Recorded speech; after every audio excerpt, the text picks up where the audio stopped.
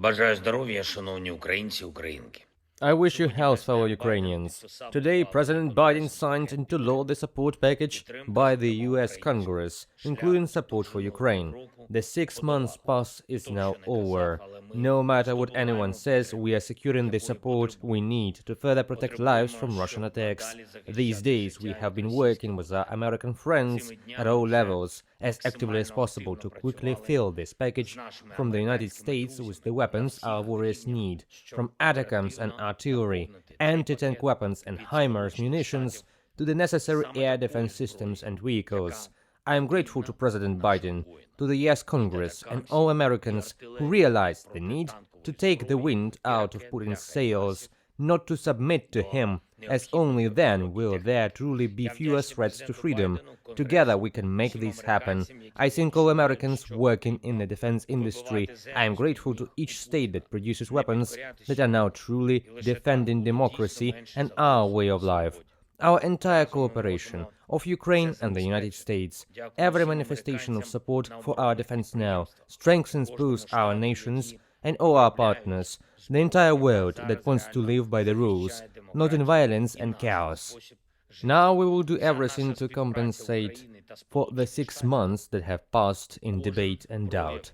We must turn what the Russian occupier has managed to do over this time and what Putin is planning now against him.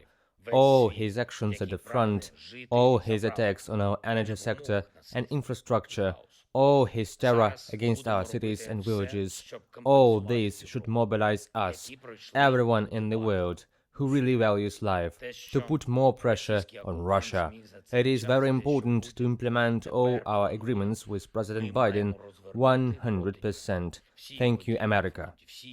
I met with diplomats working in Ukraine, representatives of partner states and international organizations, to discuss our steps for the sake of the Peace Summit, for the sake of bringing real peace closer.